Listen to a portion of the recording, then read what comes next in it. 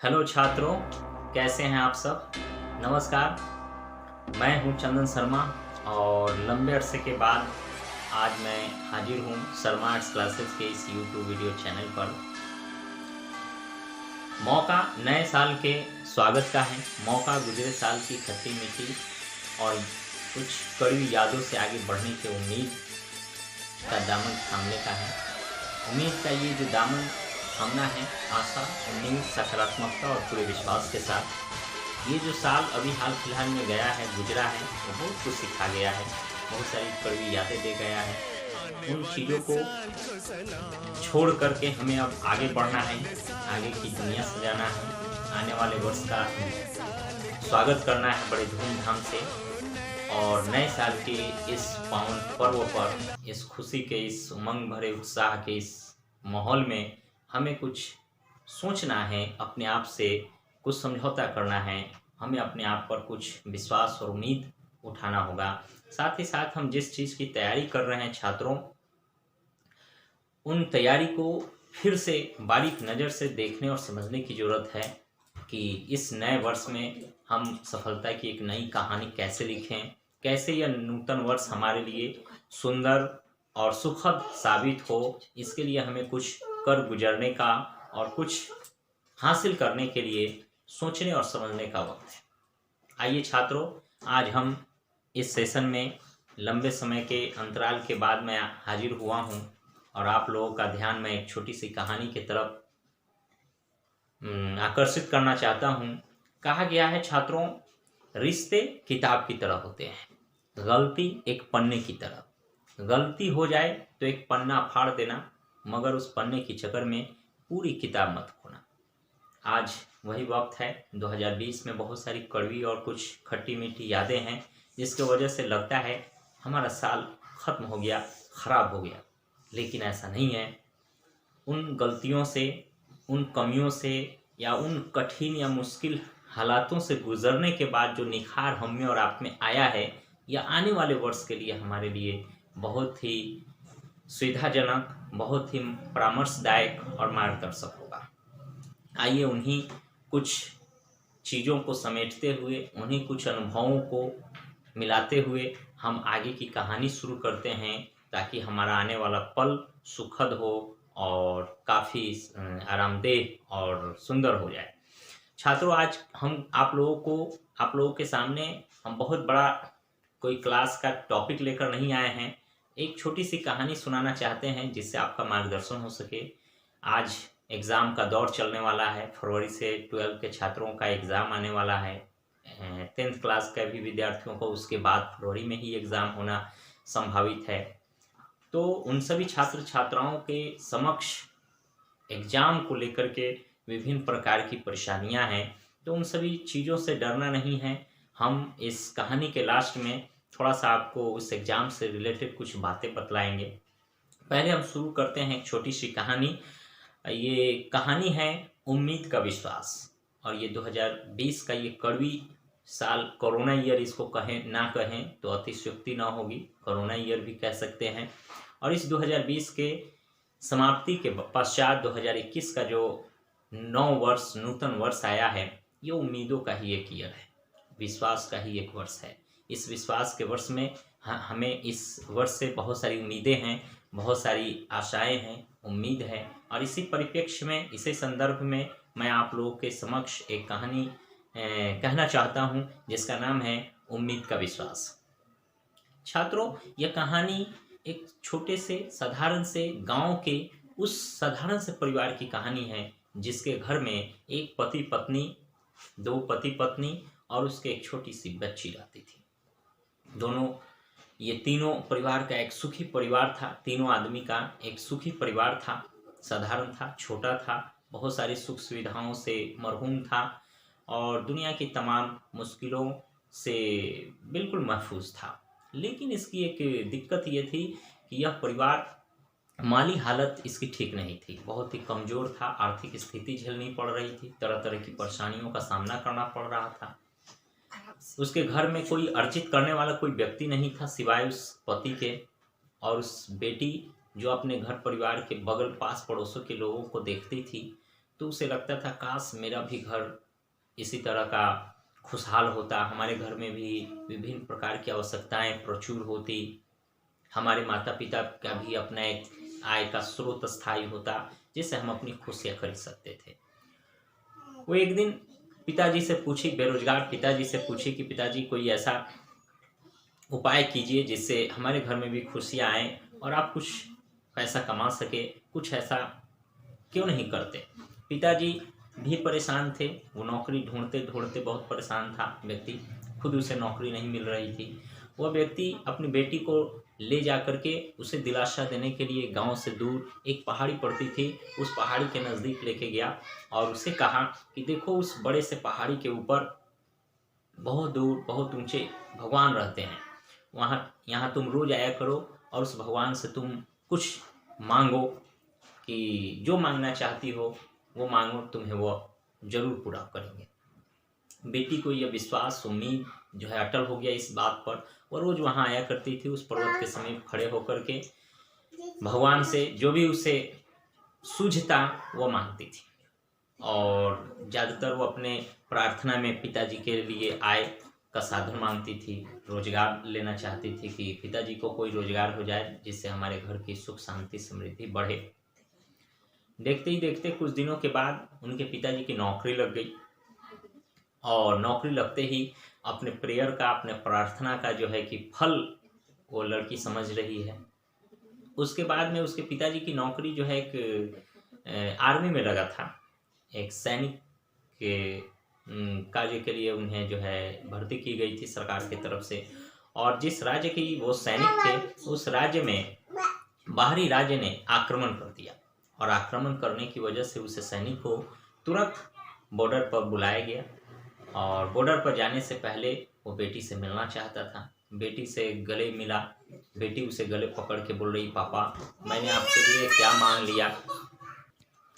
बेटी गले मिल रही थी और रो रही थी, मानो पिताजी से वो बार बार कह रही थी पिताजी मत जाओ मत जाओ, क्योंकि जो लड़ाई लगी हुई थी उस लड़ाई में एक सैनिक जब जाता है तो अपने जान का सौदा करके जाता है एक तरह से, और यही डर उसे बेटी को सता रहा था कि पिताजी को गले नहीं छोड़ रही थी, रो रही थी बार बार कि पिताजी नहीं जाओ नहीं जाओ, और अपने आप को कोस भी रही थी। मैंने भगवान से दुआ भी मांगी तो ऐसी नौकरी की जिसमें जान चली जाने का खतरा हो, वो अपने आप को बहुत ही कोस रही थी। फिर भी उसे एक उम्मीद था, विश्वास था ईश्वर पर। उसने जो है कि पिताजी को रोते हुए विदा किया, लेकिन एक चिट्ठी लिखी और उस चिट्ठी में कुछ अपने मन के जज्बात लिख दिए और बोला वो लड़की बोली अपने पिताजी से कि आप उधर ही जा रहे हैं पिताजी, यह जो पर्वत है जहाँ मैं रोज जाके प्रेयर करती हूँ उस पर्वत के ऊपर आपने कहा था भगवान रहते हैं, वहीं आप यह दे देंगे भगवान को ताकि हमारी आरजू हमारी विनती उन तक पहुँच जाए।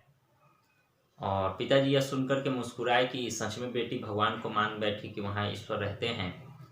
खैर छोटी बच्ची है, नादान है, सब वक्त आएगा तो सब समझ में आ ही जाएगा। वो चिट्ठी ले लिए और पूरी तैयारी कर ही चुके थे। वो घर से निकल गए फौज के लिए, बॉर्डर पर सीमा पर लड़ने के लिए अपने राज्य की प्रहरी के तौर पर। दोस्तों के साथ मिले, उनके जो टुकड़ी थी उनके साथ मिले, गाड़ी पर बैठे चल पड़े, पहाड़ पर चढ़ने लगे।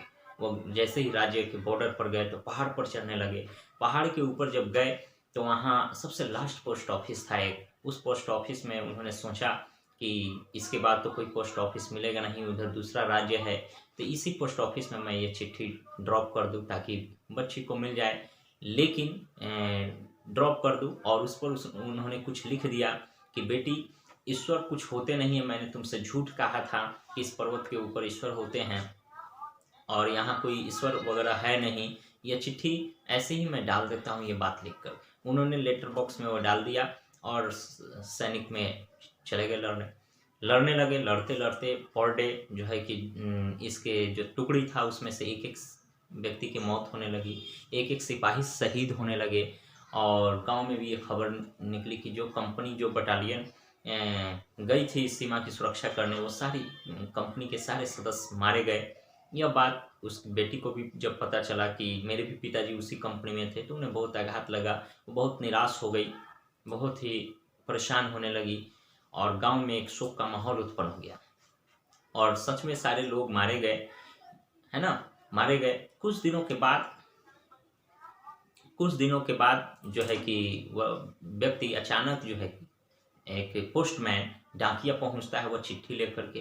तब तक वह सिपाही जो भर्ती होने के लिए गया था, जो लड़ने के लिए, वह सिपाही भी बहुत दुबला पतला सा, एकदम कमज़ोर सा, बहुत 3-4 महीनों के बाद, जब सब कोई ने आस छोड़ दिया था कि अब सब कोई मर गया होगा, तब 3-4 महीने के बाद वो व्यक्ति अचानक दरवाजे पे आके दस्तक देता है। बच्ची दरवाज़ा खोलती है और अपने पिता को पहचान करके गले लगा के रोने लगती है।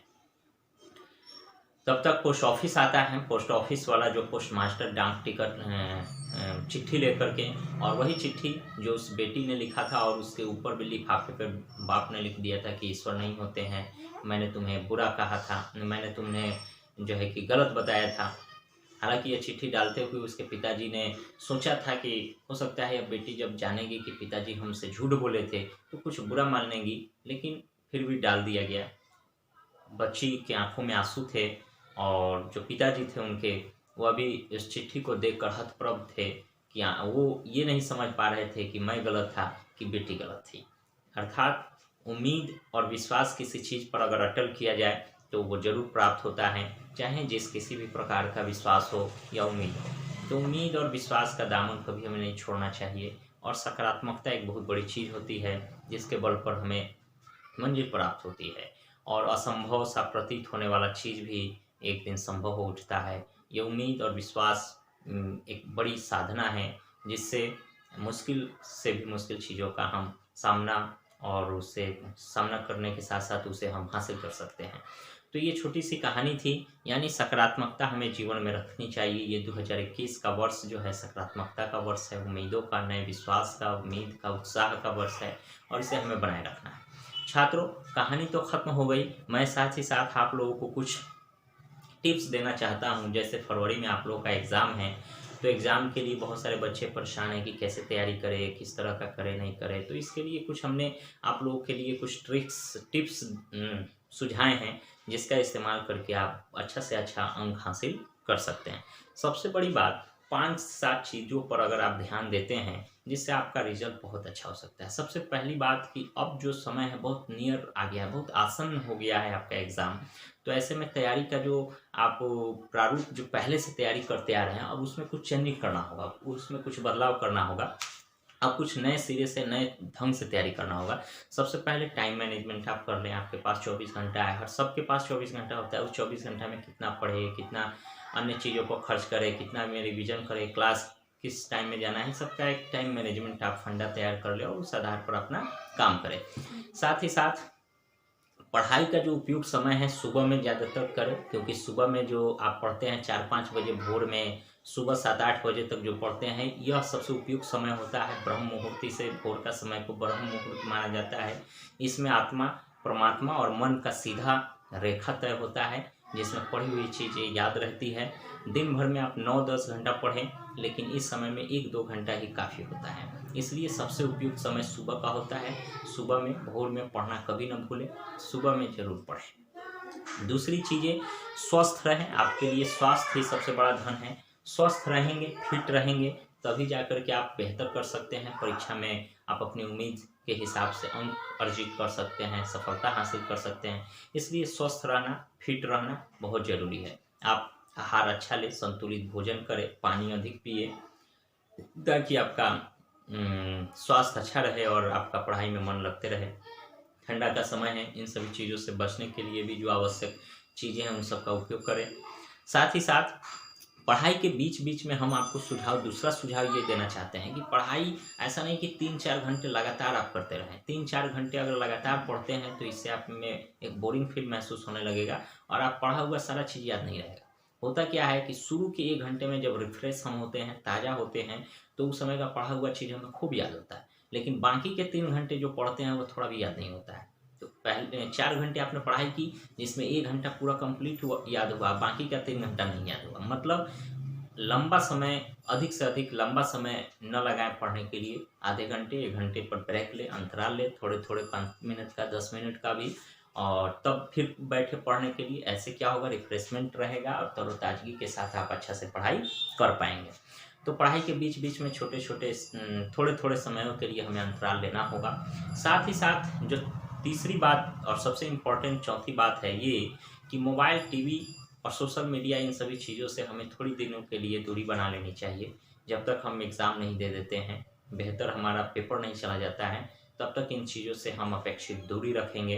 नहीं तो ये समय हमारा नष्ट कर देगा। इन चीज़ों में हम लगने की वजह से पढ़ाई की तरफ से हम डिस्ट्रैक्ट हो जाएंगे और हम अच्छे अंक अर्जित नहीं कर पाएंगे। तो टीवी, मोबाइल, ये सब चीज़ों से हम थोड़ी सी दूरी बना लें। फिर उसके बाद में जब एग्ज़ाम आप कंप्लीट कर लेंगे तो फिर इन सभी चीज़ों से आप उपयोग करें, कोई दिक्कत नहीं है। उसके अलावा सबसे बड़ी चीज़ें जो हैं, जो सबसे इम्पोर्टेंट चीज़ें हैं वो ये है कि किसी भी एग्ज़ाम को या किसी भी परीक्षा को बहुत सीरियस ना लें। ऐसा ना हो दिमाग में ये हवा नहीं बना लें कि हाँ हमको पास करना है, ये है वो है, और दिमाग बोझिल हो जाए, बल्कि उसको एकदम मस्ती में लेना है, साधारण रूप से हल्के में लीजिए। ऐसा नहीं सीरियसली ले जिससे आपका दिमाग जो है कि काम करना बंद कर दे। उसको जो है कि बहुत बड़ी चीज़ नहीं है एग्ज़ाम देना। एग्ज़ाम साधारण चीज़ है, हर कोई के ज़िंदगी में आता है। ऐसा पहला स्टूडेंट आप नहीं है कि आप ही के समक्ष एग्ज़ाम देने का नौबत पड़ रहा है। इसलिए इसको साधारण में ले और दिनचर्या की तरह ले, इससे ज़्यादा सीरियस ना बनाएं जिससे आपके ऊपर बैड इफ़ेक्ट पड़े। साथ ही साथ इन सभी चीज़ों पर ध्यान देते हुए टाइम मैनेजमेंट करें और सेट प्रैक्टिस करना अनिवार्य है। 12 के छात्र या 10th क्लास के जो भी छात्र छात्राएं हमारी इस वीडियो को यदि देख रहे हैं, तो वो सभी चीज़ों के साथ साथ सेट प्रैक्टिस करना एकदम अभी से चालू कर दे। सेट प्रैक्टिस छात्र एक इतना इम्पोर्टेंट हथियार है कि आपने जो साल भर पढ़ा है, वो सेट प्रैक्टिस करने के बाद आपको पता चलेगा कि आप कितना पानी में हैं। मान लीजिए 100 नंबर का आप कोई विषय हल करते हैं और खुद इस सेट प्रैक्टिस किसी इंस्टीट्यूट में जाकर किसी टीचर के पास जाने की ज़रूरत नहीं है। खुद से आप स्वाध्याय भी कर सकते हैं, अपने से भी हल कर सकते हैं। एक सेट प्रैक्टिस क्वेश्चन उठाएं, बैठे, एकदम समझिए कि हम एग्जामिनेशन हॉल में एग्ज़ाम दे रहे हैं। कॉपी लें, क्वेश्चन आपके सामने रहेगा और एकदम पूरी तन्मयता से, पूरी ईमानदारी से क्वेश्चन को हल करना शुरू करें। जब 100 नंबर हल कर लें तो निश्चित है, ऐसा नहीं है कि 100 में 100 आप बना लेंगे। हो सकता है 60-70 बने, शुरुआत में 80 बने। तो आप ये खुश नहीं हो कि हमने 60-70-80 नंबर हासिल कर लिए, बल्कि इस बात पर अध्ययन कीजिए कि बाकी का 70 नंबर अगर आपने हासिल किया तो बाकी का 30 नंबर, या 80 नंबर हासिल किया तो बाकी का 20 नंबर आपका कहाँ गया। ये 20 नंबर कैसे छूटे? क्या इसको पढ़ा नहीं था, या पढ़ा था तो याद नहीं था, क्या था? अब उसको आप तैयार कर लीजिए, उसको अभी और इसी वक्त तैयार कर लीजिए, फिर कल हो के दूसरे सेट की प्रैक्टिस करें। ये ऐसा अगर आप करेंगे, प्रतिदिन करेंगे, मेरा वादा है, यकीन है मेरा कि प्रतिदिन आप में एक इम्प्रूवमेंट आएगा और एक चमत्कारिक निखार आपके पढ़ाई में आएगा, जो आपके लिए बहुत अच्छा साबित होगा। और 10 दिन 15 दिन अगर आप ऐसा कर लेते हैं, पूरा जनवरी में 10-15 दिन ऐसा करके देखें, आपका पढ़ाई में एक चमत्कारिक निखार देखने को मिलेगा और आपका कंप्लीटमेंट तैयारी, एक कॉन्फिडेंस भी आपका बढ़ेगा कि हाँ हमने 100 नंबर में, अब पहले 70 नंबर हासिल करते थे, अब 80-85 हुआ, अब 90-95 हम हासिल कर ले रहे हैं। कुछ बच्चे बहुत अच्छे होंगे जो बहुत इस पर मेहनत करेंगे, वो 99 तक, 98-99 100 नंबर में भी हल कर सकते हैं।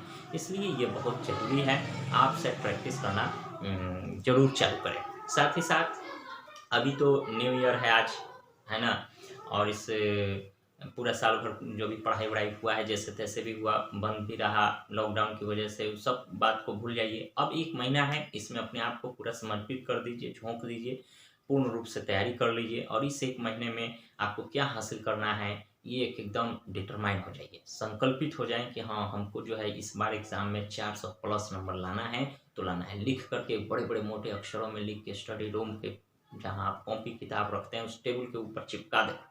ये मेरा किताब का अलमीरा है, यहाँ हम किताब रखते हैं, ये टेबल है, यहाँ हम पढ़ते हैं, यहाँ पर आप चिपका ले बड़े बड़े अक्षरों में, ताकि आपके दिमाग पर, जहन पर रोज़ ये हंट करे कि हाँ हमको 400 नंबर लाना है। और एक आप तैयारी भी उस तरह की करें, केवल लिख देने मात्र से और सोच लेने से कि हम 400 नंबर ला देंगे, ऐसा संभव अगर होता तो सारे लोग सोच लेते और हर गली का लड़का जो है 400 प्लस नंबर रहता। तो इसलिए उस पर काम करना है, केवल सोचने मात्र से भला नहीं होगा, सोचे हुए चीज़ को कार्य रूप में लाना होगा, मेहनत करना होगा, तब जाकर के होगा। हाँ, बड़ी चीज़ नहीं है, आप करेंगे तो एकदम संभव होगा। ऐसा नहीं है कि जो 400 प्लस नंबर लाते हैं या 450 प्लस नंबर लाते हैं, जिला टॉप या स्टेट टॉप जो विद्यार्थी करते हैं, वो बहुत दूर से पढ़ करके कहीं बाहर से टपके होते हैं, ऐसा नहीं है। या आप ही लोगों में से कोई एक होता है। इसलिए बस वो तैयारी कुछ अलग ढंग से करते हैं, जिस ढंग से शायद अन्य लोग नहीं करते होंगे। इसलिए उस मेथड को अपनाएं, उस तरीके को अपनाएं, आप जरूर सफल होंगे, है ना।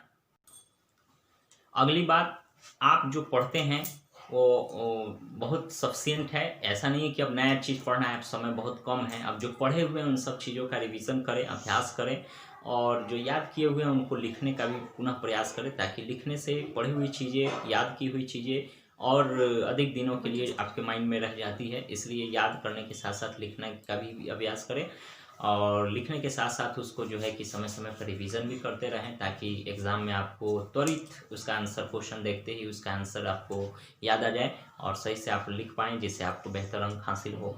साथ ही साथ जो टॉप करता है छात्र, वो कोई दूर से नहीं, आप ही में से होता है। इस तरह तैयारी आप इस तरह से करें कि अगली बारी आपकी हो और आप फ़ख्र से कहें कि हाँ, मेरा भी नंबर 400 प्लस गया था, और हम जो है शर्मा आर्ट्स क्लासेस में चंदन सर के डायरेक्शन में रह कर के तैयारी किए थे। हमें भी बहुत खुशी होगी कि जब हमारा कोई विद्यार्थी 400 प्लस जाता है, तो उसके प्रति एक विशेष स्नेह उभरता है। और साथ ही साथ आपके माता पिता, पास पड़ोस के भी जो लोग होंगे, वो आपको बड़ी तारीफ और मिसाल देंगे।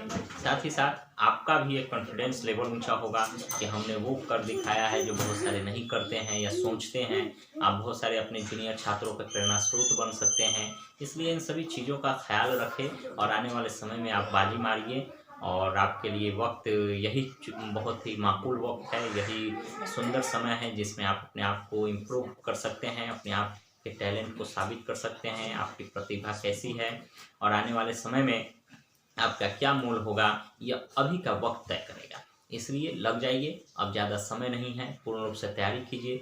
जो नए छात्र हमारे वीडियो को देख रहे हैं, जो इस इंस्टीट्यूट में नहीं पढ़ते हैं, वो विद्यार्थी भी हमारी बातों का यदि ध्यान रखें, सेट प्रैक्टिस करें, टाइम मैनेजमेंट करें, सुबह में उठकर पढ़ें, थोड़ा थोड़ा समय पढ़ करके लंबे समय तक लगातार न पढ़ें, स्वस्थ रहें, स्वच्छ खाना खाएं, संतुलित आहार लें, शुद्ध पानी पिए, है ना। उसके अलावा और भी जो टीवी, मोबाइल या सोशल मीडिया जैसे चीज़ों से हमने जो दूरी बताई है, इन सभी चीज़ों का अगर ख्याल रखें तो भी बेहतर कर सकते हैं। साथ ही साथ छात्रों, आप लोगों के लिए एक विशेष सूचना है। जितने भी छात्र छात्राएं आप देख रहे हैं, आप लोग के जो भी सगे संबंधी है, रिश्तेदार हैं, दोस्त हैं, पास पड़ोस के लोग हैं, फ्रेंड हैं, या कोई भी कोचिंग में पढ़ते हैं, उन सभी छात्र छात्राओं के लिए, जो आपके जूनियर हैं, जो 2022 में एग्ज़ाम देने वाले हैं, उन सभी छात्र छात्राओं को ध्यान में रखते हुए हमने एक 12th का नया बैच ओपन किया है। 5 जनवरी 2021 अर्थात मंगलवार से जो है बैच का शुभारंभ होगा। आप में से या कोई भी छात्र छात्राएं यदि वैसे विद्यार्थी को जानते हैं तो उन्हें जरूर सूचित करें, उनका भला होगा।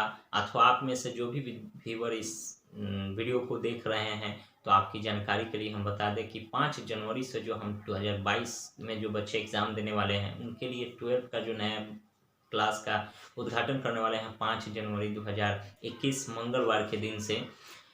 उसमें हम जो एनसीईआरटी का आपका जो भी 3 कॉम्बिनेशन पेपर होगा, उसको thoroughly chapter by chapter, topic by topic एकदम अच्छा से पढ़ाएंगे, जिसमें आपका बेहतर प्रिपरेशन होगा, कॉम्पिटिटिव व्यू से तैयारी होगी।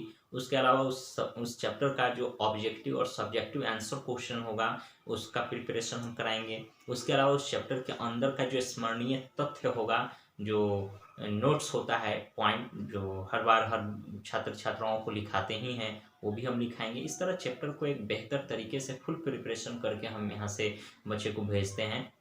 और जब पूरा सिलेबस हमारा होल कंप्लीट होगा तो सेट प्रैक्टिस होता है, समय समय पे एग्ज़ाम होता है। यानी ऐसा नहीं है कि आर्ट्स है तो जैसे तैसे, आर्ट्स को भी हम साइंस की तरह पढ़ाते हैं, ताकि बच्चे को डीपली नॉलेज हो सके। और हमारा बच्चा यहाँ से जो 12th करके निकलता है ना, वो भी विद्यार्थी आने वाले समय में रेलवे, बैंकिंग, एसएससी सब के लिए जीके जीएस जो पढ़ता है, वो सब हमारे पढ़ाए हुए चीज़ सब बहुत टैली करता है, बहुत काम आता है।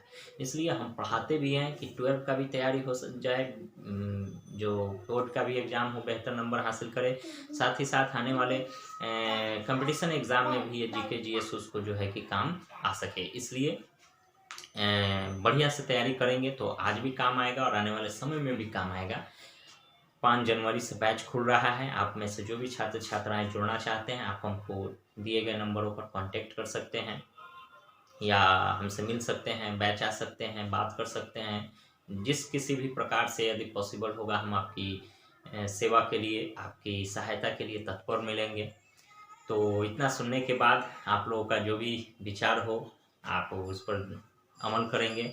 जाते जाते आप लोगों के लिए हम शुभकामनाएं अर्पित करते हैं, साथ ही साथ बधाई भी देते हैं कि ये 2021 का ये नूतन वर्ष आप लोगों की ज़िंदगी में खुशियाँ और अनंत सुख से लेकर के विभिन्न प्रकार की खुशियाँ, उत्साह, जुनून, साहस लेकर आएँ और आप जो मंजिल छूना चाहते हैं, आप ज़िंदगी में आगे बढ़ के जो हासिल करना चाहते हैं, वो सारे लक्ष्य, वो सारी खुशियाँ आपको प्राप्त हों जिसको आप डिज़र्व करते हैं। बहुत बहुत धन्यवाद छात्रों। जय हिंद, जय भारत।